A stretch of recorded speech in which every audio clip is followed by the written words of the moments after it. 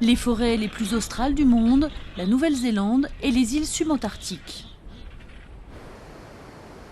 Les îles Snares sont situées à environ 200 km au sud de la Nouvelle-Zélande, à proximité de l'Antarctique. Les forêts australes se trouvent ici protégées par la douceur du climat en raison des courants chauds qui parcourent la région.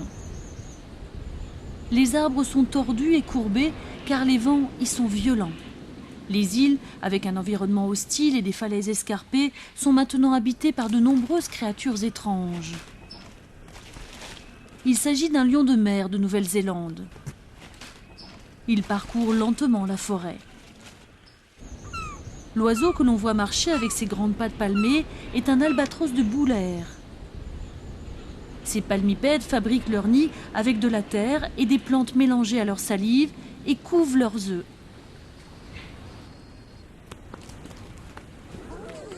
Des milliers de puffins volent au-dessus de nous. S'agit-il d'un atterrissage manqué ? En fait, ils fabriquent leur nid sous la terre et c'est là qu'ils élèvent leur portée de poussins. Ce sont des pingouins, appelés les gorfous des Snares, à aigrettes. Une fois leur nourriture au bec, ils doivent franchir des falaises escarpées pour regagner leur île. Ensuite, ils gravissent les collines et rencontrent des obstacles en chemin.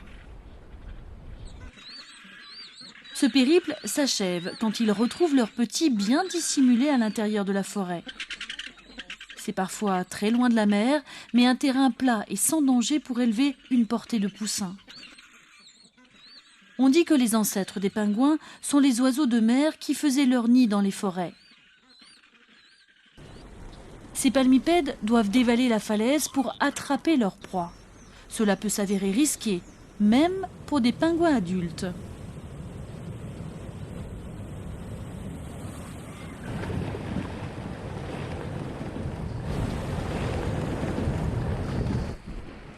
Ce poussin est attaqué par un pétrel géant.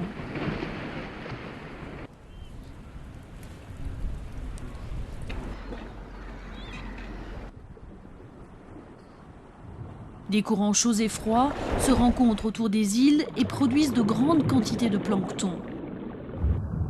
De nombreux poissons se regroupent ici pour manger le plancton, puis les oiseaux affluent et attrapent les poissons.